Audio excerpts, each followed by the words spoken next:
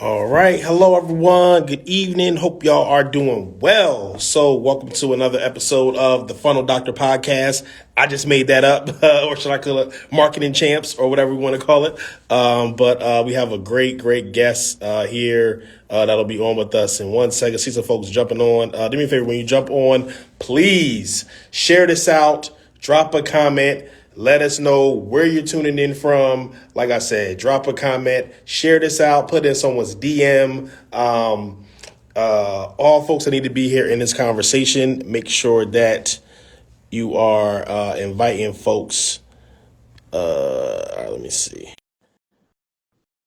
I just accepted the invite. Let me see. Thought I did. There we go. There we go. Hey, how you doing? Hey, I'm good. Great. Thank you so much for allowing me to have this conversation with you. I know you are very busy, have a lot going on. I already know. And you are a mother, wife, family, an amazing entrepreneur. So I definitely appreciate your time. So I just want to thank you for that, number one. Mm-hmm. Well, Hmm. thank you for of course. Yeah, of course. So how you been doing today? Man, it's been a busy day. Been working Clubhouse. I'm sure we're gonna talk about that. My business. Excited to jump into this conversation. Well, yeah, we definitely gonna talk about that. So, for those folks that don't know who you are, if you're on, if you follow me, I know there's a lot of folks probably following you as well. But for folks that don't know who you are, which is crazy, they must be hiding under a rock. But just give us a little background on who you are and what you do. Okay, yes. So, hello everyone. Of course, my name is Chanel E. Martin, and I am an entrepreneur. I'm a mom of four, wife as well, and I am the owner of Beyond the Book Media, and I help entrepreneurs, brands write books in 21 days or less. So we can help you turn your brand into a book, essentially. And then I'm also the co-founder of Kingdom Business Network, which right now has a large presence on Clubhouse. We have over this the most recent numbers were 73,000 members that are in, I know, right? In our club. Damn, I know, right? that's crazy. Yeah. So yeah, we have 73,000, and we just celebrated a 1 year on Clubhouse on December 3rd, which we're marking our anniversary, and we've just been able to really expand the brand outside of Clubhouse, in addition to what I was already doing before I got on Clubhouse. hmm Yeah, that is amazing. And we'll definitely talk about that, strategies and like how the heck you built like that crazy, like Right. amazing stuff like that. But talk to me a little bit. This is even stuff that I don't even really know, but like talk to me a little bit about your transition into entrepreneurship. Like, did you work in corporate, 9 to 5, or like I know you're in ministry and stuff as well. So I'm just more curious, like I said, even for myself, on like how you actually got to be an entrepreneur. Oh, that's a great question. So I did 5 seconds in corporate America. My entrepreneurial record is much longer than corporate America. Me too. Technically, right, I got degrees in both. I have a master's and a bachelor's degree in chemical engineering.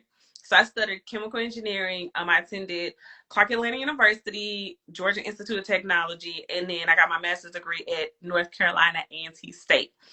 And so I wanted to be a chemical engineer because I wanted to make my mark in the hair and beauty space. So I had visions and dreams of like starting my own hair care line or working for like a manufacturer that created hair care. So like my dream job was to get at P&G, and I actually had an opportunity to work there, and I turned it down. I know it was an internship, and I turned it down to go to summer school, and then ended up like getting D's that summer because I was trying to rush. And I was like, oh my goodness, I should have just took it. But nonetheless, I probably wouldn't be where I am right now. So my very first real push outside of, sometimes you start selling MLM when you're trying to find your way into entrepreneurship. And I first did what did I do? I launched a hair and beauty technology company called Myavana, And I did that with 3 ladies that also had attended Georgia Tech. And so we did some amazing things. We came out the gate, we were called Madam U. We had to do a name change, but we immediately got national coverage. I was like featured everywhere. Like we were a Forbes 30 under 30 company. I mean, anything you name it, we was on it. The Real, we were on that, MSNBC. We were Black Enterprise Tech Startup of the Week, Business Insider, Policy Mike. I think it's just called Mike now. Ebony Essence. We won Essence Festival's very first pitch competition. We got investments. The same VC firm that first invested in the Shade Room. They invested in us. We were all in a cohort together. Wow. And I really understood and learned about tech and startups and lean startup methods. And so I did that from about 2012, and I actually stepped down in 2016. Feeling led. I wasn't an official ordained minister at the time, but I believe that God was just like, I want you to step down because you're going to impact my entrepreneurs. And so I had to tell my co-founder, I was like, look, I believe I heard from God. I'm going to do ministry. We had to put out a statement. It's so funny when I think about it because I'm doing everything that was shown to me that I would do. And we put out a statement. Chanel stepping down. She's pursuing ministry, this, that, and the third. And then I started growing and building our family. And that's how I got my start. We raised a lot of money. And in between, so there was some time in between that and Beyond the Book Media, a few years, 3 years to be exact. So it was 2016. I didn't start Beyond the Book Media until 2019. And so in those 3 years, we had 2 more kids. and and then we ended up, what else did I do? I launched a company with my in-laws called Minute Weave, and it took off and it went viral. And we had developed a Velcro wig, but unfortunately, sometimes everything don't work out the way you want it to work out. It just wasn't. I had to leave. I was pregnant. It was too much, so I ended up stepping down from that. And then we just turned that over completely to my in-laws for them to do with what they had pleased. And then I did we had a crowdfunding campaign that I spearheaded. I used the information because my Ivana had did a crowdfunding campaign. We raised $25,000. So I took the same information, put together in a workbook, which is why I teach people how to do workbooks. And I was like, get presented to our family. And so we use it to raise $15,000 for a Minute Weave. So it's important. I'm getting somewhere. So yeah, that led me to write my first ebook, and I did it really quickly. I did a webinar, and I started to create like a whole brand around teaching people how to fundraise. And I created I have a whole fundraising toolkit ebook. And so I used to teach classes and courses and different things like that, teaching people how to raise money for their brands, for their business, and different things like that. And so I transitioned. I've never, becoming a coach wasn't ever like my go-to thing. It was just something that kind of happened because people kept asking me. So we created a company called Parent the Clock Consulting, which was the hub for that. And I actually still have it. So when I do one-off strategy sessions, I just kind of build people from that business. But that one, I don't do no advertising, no marketing. That is a you heard from somebody, or you just took a chance and you asked me, and if I got time, I'll coach you. So that's like my history. Like that's how I got into it. Wow. I didn't know none of that other information. I know about Beyond the Book Media, of course, and KBN, but I definitely did not know about the backstory and all the other businesses and the crowdfunding and everything like that. Like, that is amazing. Right. Sadie ever said something God called you to do. Definitely. Yeah, now it makes a lot more sense now, like you building them Clubhouse and everything like that, because your experience on like building stuff, building brands and that type of stuff. So, I definitely want to talk about that. It's like, okay, how the heck did you build a Clubhouse platform so big? I know a lot of people on Clubhouse and, maybe people that were already influencers on Instagram or Facebook or wherever else, they get on Clubhouse. People just follow them like, okay, but Right. how did you do that? Without sharing all the secrets. Clubhouse, of Right. course, coming soon. Yeah, no, I know I told you that before. I Clubhouse. know y'all been telling me about that. I'm like, I don't know, but yes, I would love to answer that question. So I'm gonna try to not be really cliche, but I got on Clubhouse. I didn't know what it was. Actually, it was at TSP.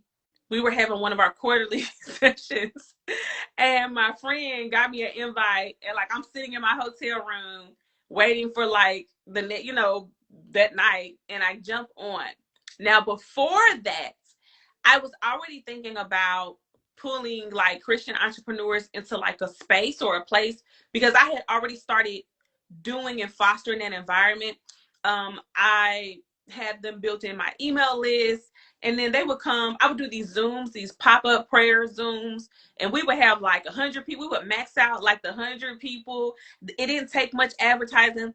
I would do prayer requests where I would pray for people's businesses, and I put like this form out, and people would fill it out. So I already kind of had a little bit of influence in that space, and then I had wrote a book called 31 Prayers for Spiritual Wealth. It was a biblically based prayer strategy for entrepreneurs. So there was already like a foundation set. And so I had started a Kingdom Business Network Facebook page, and it just didn't feel right. And I was like, I don't know about this. So then when I got on Clubhouse, I was like, oh, I just had insight.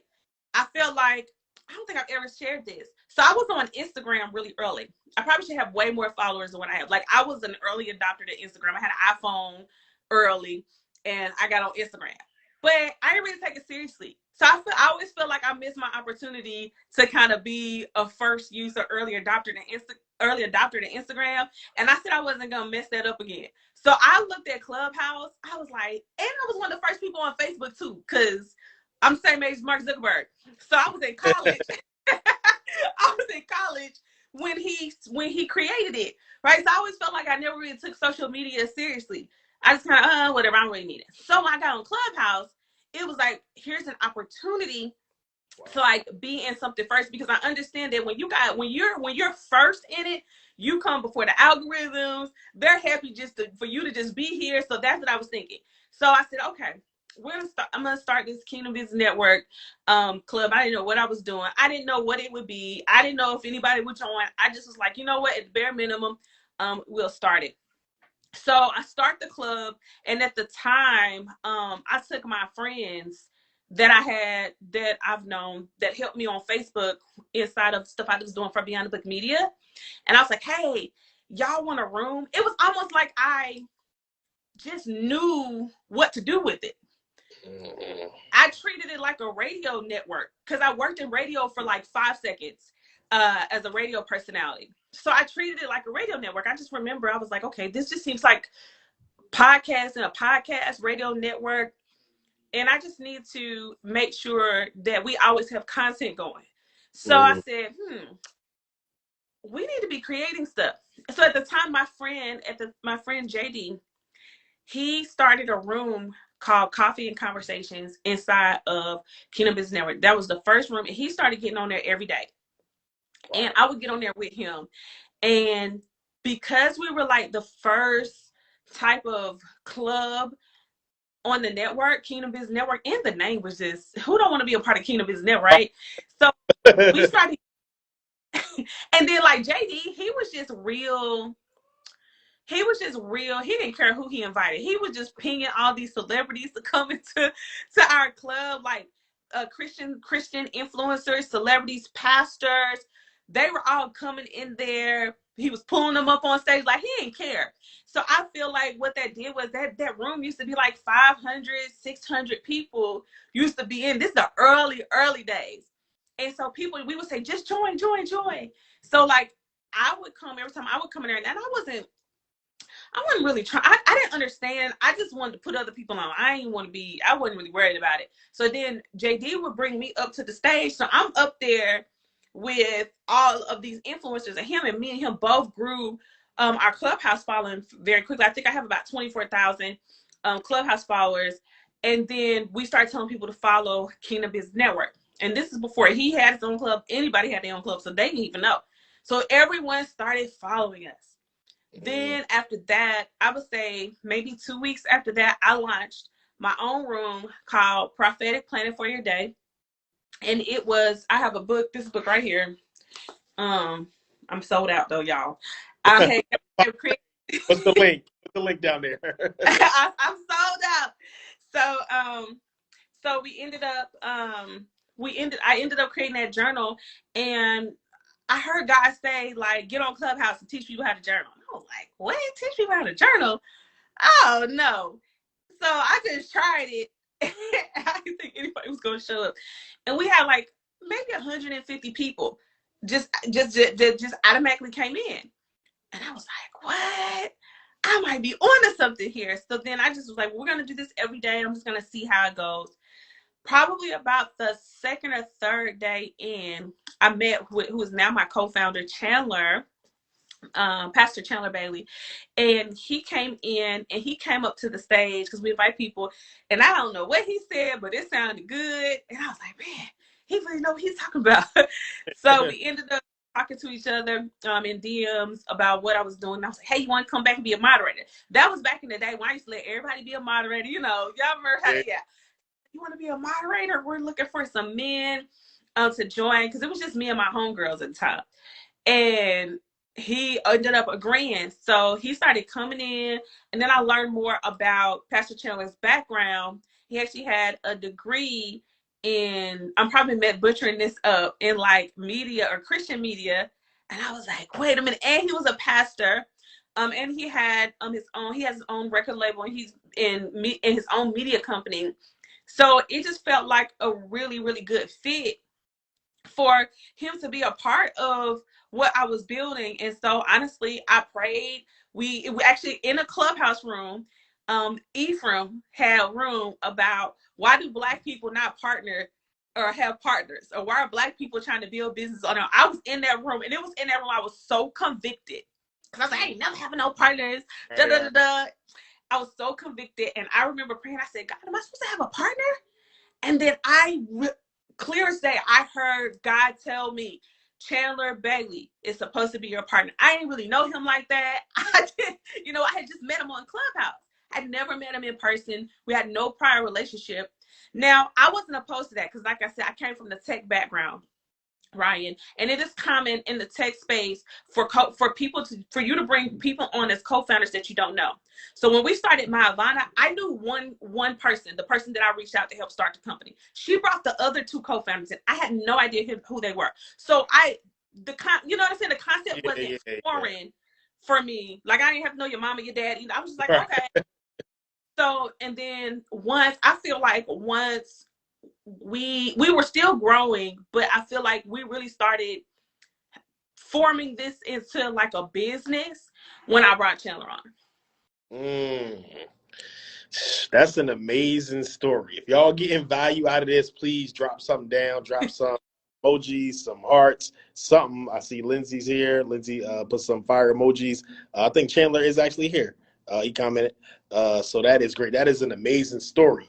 So you said a lot of great stuff. That's why I had to take a few notes, honestly. I love what you said about you saw the opportunity and you ran with it. Because how many of y'all as entrepreneurs, you see opportunities, you see a door open, and y'all get scared. You like, I don't know, should I do it? Should I not do it? And who knows if that window of opportunity is going to be open? If you try to get on Clubhouse now and try to build a community, it ain't going to be as easy.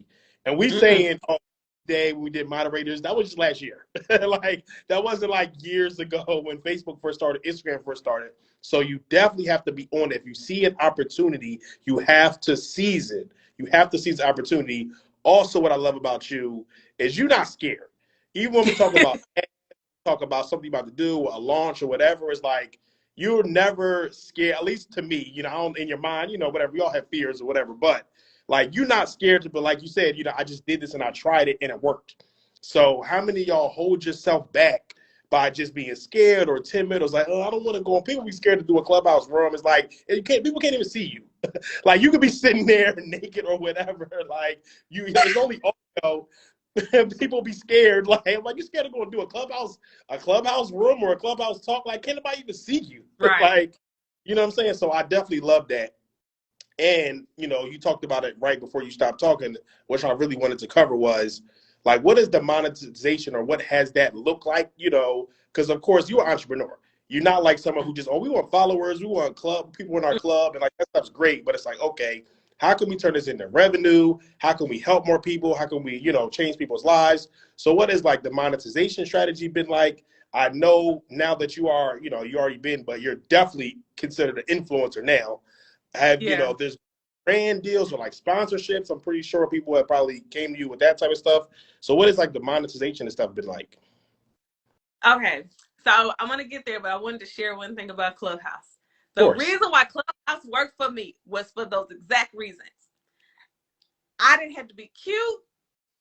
I didn't have to have the perfect background. This is before I started getting my look together because I had just had a baby. I had a infant when Clubhouse started.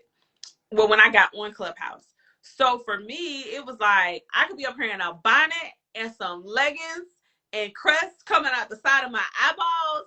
And I was like, no, what? And I can already talk. To Right. me, it's a win-win. Look, Ryan, I had my eyelashes off. I had to go put my eyelashes back on just to jump on Instagram with you, okay? So right. So it lowered the barrier to entry, which is why I love it. So I just wanted to share that because you gotta find what you feel like you can show up for.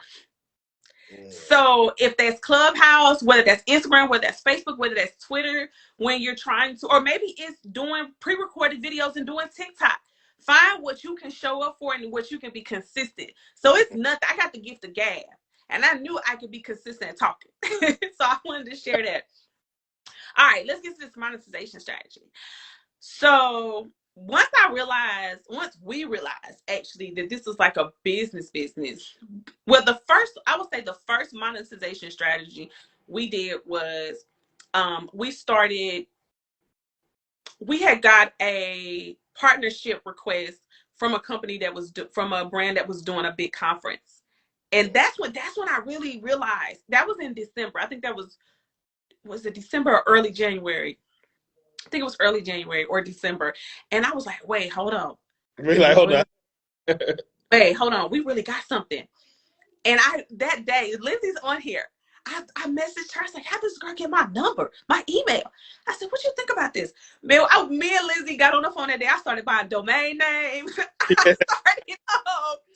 I bought domain names. I put up a landing page real quick. Like I was like, oh, see, so I'm using my business mind. I'm like, somebody sees value in this. So that must mean this is something I need to take really, really, really serious, or I need to expedite the process of like taking it serious. So that was the first thing I did. I started like trying to get the right, make sure we could have a website and all that. That was the first thing I did. Then the second thing I ended up doing was I noticed that a lot of people that knew me from my Beyond the Book Media or will follow me on Beyond the Book Media, or there was a cross-pollination of audiences. Meaning I'm sitting in Clubhouse with people that want to write books. So I started in my room talking about my book writing challenges. And so that gave me a much more well-qualified audience, especially when it was at its hypest. I think the first challenge we did so well, and I launched a mentorship. I relaunched my mentorship program, and I only advertised on Clubhouse for real. And and I didn't even charge that much. I charged $3,500 for 12 weeks, and I think I had got like 15 or 16 people in, just from like that. That was in my Yeah. mentorship program, right? Then I'm mentioning what we're doing. And so that was the one thing, like I always made sure I had something to sell. I put that in my intro. I wasn't just coming up into rooms, just trying to sell myself. I was very intentional. I created my own space so I could sell my own stuff. So I didn't try to bait myself, because people try to come I don't play that. What you in here for? If you sound like you about to pitch, you getting put back Right. down. So that was the first thing I did. And I did that for Beyond the Book Media. Then with Chandler, we rolled out a Patreon account. That was our first point of monetization. And why did I roll out a Patreon account? Well, we rolled out a Patreon account because for months people were like, is this recorded? Is this recorded? And I was like, look, I'm not recording. I'm not spending this time recording this stuff and giving it to you for free. Y'all about to pay. Right. So I started bootleg. I got 2 phones, y'all. So one phone was having Clubhouse, one phone was recording, and we started recording it. And the people started joining. I think we've consistently kept 150 subscribers, and they can subscribe at the $10 or the $47 level. So it has consistently brought in a few $1,000s every month passively, just by us taking the recordings. Thankfully, they do have the new recording feature, so I ain't got to do a bootleg. Yeah. I'm telling my husband, shh, shh, hey, he playing video games. I'm like, hey, I'm recording. Baby crying. I'm like, hey, tell everybody So we started doing that. So basically, we started answering the problems that the people were having. So that was another thing. Then also what worked was, like, by the summer, folks started having to go back to work. So our audience dramatically decreased. Decreased, and they felt like they weren't missing it. They could be a part of Patreon. So that was like a strategy that we came up with, a monetization strategy. And then one of the next things we did was in-person events. So we hosted a conference. Why? Because they was asking, we need a conference. And Clubhouse is good for voice, but when you spend a time with the same people, this was the big deal. Sorry. We made our club feel like family. So we gave everybody a nickname, Cousins with a K. So you're a cousin when you are a part of Kingdom Business Network. And then we built an infrastructure, a people infrastructure. So, and then we gave them names, and we called them world leaders. So if you moderate a room, because this is the kingdom, you are in the kingdom. So if you moderated a room, then we put you into, we have monthly meetings in which we would talk about what we're doing, where we're headed. And we have a group chat, group me. And so we started really kind of pouring into our leaders who host rooms. And then we started standardizing some of the rooms that we have. And then after that, we did a conference. So now we created the conference to be like a family reunion. So it's like, hey, cousins, let's all come together in Atlanta. We're family. So I think we sold 163 tickets to our first conference, and we only had it out for like 5 weeks. So that's what we did. And then we started hosting other events. So September really kicked off our live event. So September we did a conference. In October, and then October we did a live, and then in early December we did a live. So I hope y'all taking notes and listening to this. She's literally giving y'all the game. I might gotta fully record this and sell this again, because like you dropping a lot of nuggets and stuff like that. So the thing that stuck out to me the most from what you just said was definitely community building and like branding, like the KBN branding, calling everybody cousins with the K and stuff like that. So like that is amazing. Like I'm still blown away of like how y'all did that and built it up so fast. And with the conference, and correct me if I'm wrong with the conference, y'all don't even really have to do any paid ads or anything like that. No paid. Yeah. I haven't done any paid ads. Yeah, I know. Right. Listen. See, I got a beyond the book media business in which I pay you to help me manage that. So I gotta run ads. But Clubhouse, y'all, that audience is just so, even now with it's not as many people as active users, because of course, people be having stuff to do. It's not, it's not as active as it was back during the pandemic. I feel like the quality of users are just better. Right. I think I client from Clubhouse just from you. I think you just mentioned me. Like I don't even think like I was even in the room. I might even in the room or like on the stage. Like I don't think I was on the stage at all. I think I got a client. You literally mentioning me, like something like that. So yeah, I mean, I definitely love Clubhouse, as well. Every time I'm on Clubhouse, it's just we get followers, like clients, stuff like that, and I don't even spend as much time on there as I should. So what specific like if someone's like, okay, like what strategies would you have if I'm like, all right, I want to, build my platform on Clubhouse. I know how it was before. It's like you couldn't just get a room. You know what I mean? You had to like request to get a room and everything like that. It wasn't like creating a Facebook group on Facebook. So like, just what specific strategies or algorithm things, for that platform do you suggest if someone does want to build, their platform or Clubhouse or get more followers or clients, whatever? Like as far as like how to beat the algorithm. Okay, so let me take a step back before I get there. A lot of our success has to do with just me listening to God. I'm just gonna be real clear. Like some of this stuff I was not smart enough to come up with on my own. So I always try to give that disclaimer because you can't imitate or produce the glory of God and the favor of God. You got to be in that thing, okay? So I want to make that very clear.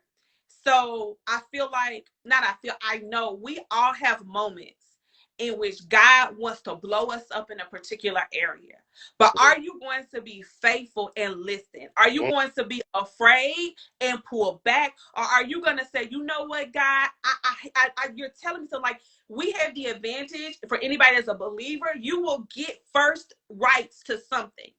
You will get first user advantage to something. But many of us just kind of sit on these God-given ideas and we think we got enough time, and it's like, no, move now. So what I would tell you that if something drops in your spirit, there's a probably a time sensitivity attached to that, and you better move when you need to move. Because think about this, Ryan. If I had waited even 2 weeks, I don't know if we would have the success.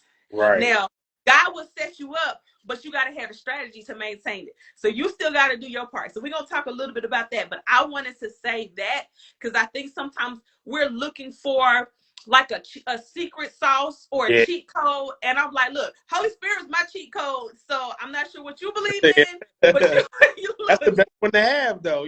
For real. that's my cheat code for life, for everything.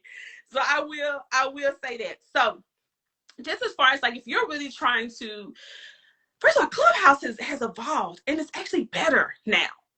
With you having the ability to pin links at the top, we didn't have that. We had to text the links out or email the links out. So you have so much more opportunity, even with the smaller room. So if I'm going to give y'all any advice, just start. And it is okay. I always make this joke. It is okay if you got 5, 10, 15 people in the room, but if they are targeted, them 10 people, them 15 people gonna stay and listen. That's more, I'm about to step on some toes, than the 2 people that accidentally clicked on your Facebook Live. Right. That's a fact. Right. Then the two people. They're like, right? So we're so familiar with going on Facebook and the engagement and the algorithm are so messed up on Facebook, nobody's even seeing your stuff. So then we get on Clubhouse. It's like, oh, it was up there only 5 people. What 5 people there? Did you sell something? Did you put your offer out there? Those 5 people might have came in there because they were scrolling the hallway, and what you had something that they wanted to know about. So they're probably a lot warmer than your auntie that's on Facebook. Oh, hey, Ryan, baby, I see you. Right. So if you come with that mindset, you won't be discouraged by the smaller rooms. You gotta work that thing. And really engage. And I feel like you have the opportunity to have more intimate conversations. And I don't have those type of rooms. I wish I had the time too, because what I do on Clubhouse, we produce shows essentially. So my prophetic planning for your day is a show.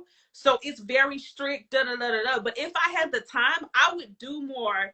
I was even thinking about maybe doing some, figuring out how to do this for 2020 too. It's like more of those smaller, let's talk about writing a book, like really, I bet you I could close more people just by showing up being myself. And I know several other people that have done that. So that's one thing I want to encourage you. Those of you who think you're supposed to have 5,000 people in your room, no, you don't have to. You can win off of 10 people, 20 people. So that's the first thing. So just start and be okay with the fact that it might take a little while for you to get on for you to get a following. Now, Clubhouse has also made it where you can share out your event that you have. So what you want to think about from Clubhouse, and this is my mindset around it. was think about Clubhouse as like an event in which you want to bring your people to Clubhouse. You Mm, want them to sign up so that they can come follow you over there. mm. So I feel like some people make the mistake of trying to organically get people into their rooms. It's like, no, you got a whole squad of people that are still willing to follow you over. So just like if you have a YouTube, you like follow me on my YouTube. Right, Like right. give people enough value to make them want to follow you on Clubhouse, to make them want to download the app. So Mm, maybe if you were showing up on Facebook a lot, stop showing up on Facebook and tell them to come over to you on Clubhouse. They're going to be less distracted. They're going to stay on longer because now they can listen and multitask. Now they can listen and click out and text, or what, those things. And so you'll have them. So that's going to be some other advice. Like, don't just wait for people to find you because mm, the algorithm isn't set up for that right now. mm. Treat it like an event, and then create a flyer, do a series. That's another thing that I've seen people do. We haven't had to do it yet, but like do like a 3 day something and host it. I've seen people host conferences on Clubhouse and Wow. start creating value over at Clubhouse and start telling your people to follow you over there so you can get them in an engaged place. So those would be the two tips that I would say do as far as like combating the Clubhouse algorithm. Mm, that is great. I know people loving this conversation. I am Bianca says, I can't believe KBN has 73 plus community on Clubhouse. That is amazing. And people definitely love when you said, God and the Holy Spirit was your cheat code and you speaking straight facts. So like that is amazing. And another main reason why I wanted to have this conversation with you, why I reached out to you, is because and right now, everybody's talking about Facebook and iOS. Oh, I'm running ads and I can't get traffic. Or, oh, my business is shut down. I was making 50,000 a month. Now I'm making 5,000 a month because my ads ain't working and Instagram algorithm changing. I'm not getting engaged, stuff like that. And it's like, listen, there are other opportunities you can take advantage of that people are sleeping on. And Clubhouse is definitely one of them. So, like I said, everybody's talking about iOS. And literally, you know me. And for what I do, every day it's a question about Facebook, iOS, what should I do? My conversions are down, my prices are up, like everything like that. So it's like there are other opportunities. Clubhouse is definitely a platform that you can leverage and take advantage of if you're willing to put the work in. So that's just another thing, Just a couple more questions. I know you are a very busy one to let you get back to your busy evening. But I do want you to talk just a little bit about, beyond the book media and just, for those that are authors or want to be authors or want to put their book out, stuff like that. What's everything that you offer over there? How can people get a hold of that? I know you do boot camps and everything like that. So just want you to talk, a little bit, about that side of your business. Yes, I love Beyond Book Media. That's my baby. Beyond Book Media was created to basically hold people who say they want to write books accountable, and then we publish them as well. Like publishing is the icing on the cake, but we can't publish nothing if you ain't got no book. So I created Right. engineer by trade. So I created. I'm sitting here. This was my first workbook, and this is like I'm able to teach people. I created a write your book in 7 days workbook. You can get this off Amazon, and I also give it away for free. I believe I need to change the link in my bio. I'm gonna put the link in my bio, and if you look at my link tree, I have a start here guide, and I'm gonna change it. So if you're watching the replay still, it's gonna be there soon. It's a start here guide, and what I do is I give this away for free, and then I basically create a formula for you to finish your book in 7 days. I'm using the formula right now. I'm in my own 7 day boot camp that I started. But the most popular one that we do a free 3 day one called Map Your Book Out, in which we help you get your book ideas together and write your outline so that you can then transition into our 21. Oh, thank you, Brianka. So that you can transition into our 21-day boot camp, which is the most popular one, because some people ain't, I'm an overachiever. So most people need 21 days, but that's still amazing because we get people that have been trying to write a book for 10 years, 5 years, 3 years, 12 months, right? And so they come in 21 days. And I use the same strategy that I came up with for the 7 day, and I stretch it out for 21 days. And so for 21 days, we meet, and I have coaches that will hold you accountable. We do them in groups of anywhere from 30 to 50 people, and we make sure you write your book. So then after that, we make it so that in order to publish with Beyond the Book Media, you need to go through a boot camp. And just it just helps it just makes we know if you went through our boot camp, then you're gonna have something that we feel is of quality, it's gonna be a good fit. So then after, at the end of boot camp, we offer the opportunity for you to publish with Beyond the Book Media. And majority of our books are nonfiction books. So people who are writing memoirs or brand books, how-to books. We have a lot of brands that come in, people who have private practices, professionals, and coaches. So we have those type of entrepreneurs that come in, and then we publish their book. And so now we've added some additional packages in which we include PR and marketing, and then some additional accountability packages. So yeah, I relaunched the boot camp in March of 2020, and we've taken over 200 people through our 21-day boot camp. Wow. And right. And we've helped thousands of people with this method. Like, this method was born June of 2019. I created this method and this work June or July of 2019.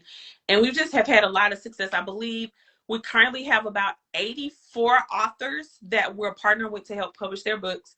And we're less than 3 years old. Wow. And you can go to beyondmedia.com, beyondthemedia.com, or you can go to find us on Instagram or social media, Beyond Book Media. If you check out our Instagram page, you'll see we always doing something. If you scroll down there, you'll see all the events and virtual summits and things that we're doing. My job is to make sure that indie authors get the exposure that they need for their books. You're doing so many amazing things. Definitely want to congratulate you. Like, you definitely killing it out here.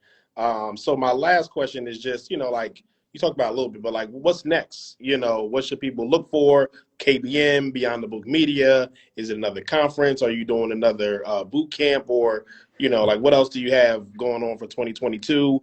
Other stuff folks can get hold of, on Clubhouse? Are y'all going to be hosting any other conversations or anything like that? I'm even interested in that. Like, what else you got coming? I know it's gonna be something amazing. So, Chris, I do a room on Clubhouse for those of you who are spiritual or Christians, or you're trying to hear the voice of God, tap in spiritually, supernaturally. I do a room called Prophetic Planning for Your Day. It's where we journal and we hear God. I do that every morning, Monday through Friday at 8 a.m. We're actually getting ready to celebrate 1 year. We're doing a full day out of it called PPFYD Day. That's on December 22nd. It's free, it's virtual. So we do that. And then at the top of the year, we hitting the ground running on Clubhouse. You hear me? We about to have a whole virtual revival. We're moving to be hybrid, do a lot of stuff outside of Clubhouse, like in Zoom. And of course, we do Prophetic Plan for Your Day.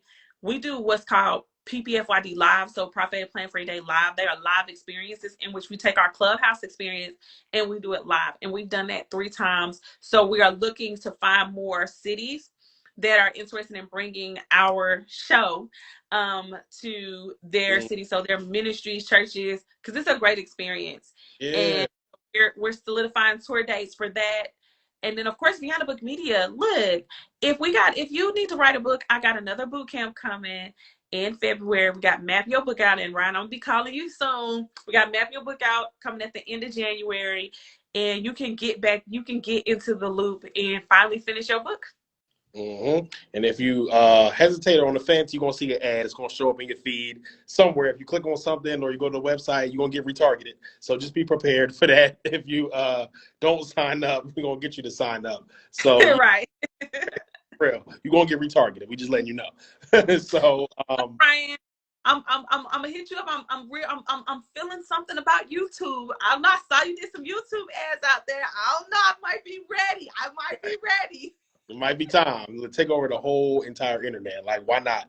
But Clubhouse, they don't allow paid ads yet, do they, on Clubhouse? No, they do not. But, however, comma, we are putting together sponsorship and ads where you can advertise with Kingdom Business Network. We have a very engaged audience, and I I am an might be. influencer. I'm dead serious. Like, I'm interested in that. I would definitely pay for an ad or a sponsorship for that. Like, seriously. All right, I'll let y'all know. Like, I know in my room, if I tell somebody to buy something, people buy. Like straight up. I realize how powerful my voice, also my co-founder Chandler, his voice is very powerful. We love promoting people. So we've been doing people a solid. We've been letting folks come in there and promote. But we gotta get a little bit more stricter. So you should have came in. No. But yeah, so we are looking forward just from a strategy perspective. We're about to start having slots for advertisements and getting more corporate sponsorships, since we've really been proven that we can be consistent and that we have longevity. Definitely. And gonna keep growing. Listen, if y'all like this conversation, please drop something down. Definitely give her a digital round of applause in the chat. This was an amazing conversation, one of the best conversations I had. I really, really appreciate it. I know you are very busy with all the stuff that you shared. I know you have a lot going on and getting ready for 2022. So I really appreciate it. Any last words that you got for folks, or anybody have any last questions, feel free to ask it. But if you got any last words for the people, feel free to share them. But I really, really appreciate you having this conversation. Well, thank you for having me. I mean, I feel like the Holy Spirit for the win. That's your cheat code, okay? So you talked about like how many of us have just been scared to jump on something early. I'm telling you that you may not even be the most spiritual person. You may not even know if you even believe in God yet, okay? But there's something that whispers to you. He speaks in a still small voice. I'll say, go do that. Why don't you go here? Go show up there. Go. I want y'all to commit that at the end of this year and in 2022, you're going to start listening to that still small voice. It will never fail you. It'll take you out your comfort zone, but it will push you and propel you to success. So that's what I want to leave the people with. Yeah, you can't go wrong listening to the Holy Spirit. I agree 100%. So, like I said, just thank you so much for having this conversation. We'll definitely be talking a lot soon. I want to write a book too. I actually wrote a book years ago, but I want to do a book myself. So I may actually be calling you too, or getting in your boot camp or something. I need done for you though. I'm gonna be real. I need done for you. I need a ghostwriter or something. Like, I need someone. I give you my We thoughts. gonna We talk. brain dump or something. But I definitely want to get it out there, so I'll let you know about that. But like I said, I really appreciate this conversation. Thank you so much. Great and amazing stuff. And I'll be seeing you next month, I guess. Yep. See you next one. All right. Bye, y'all. Y'all have a good night. All right. Bye.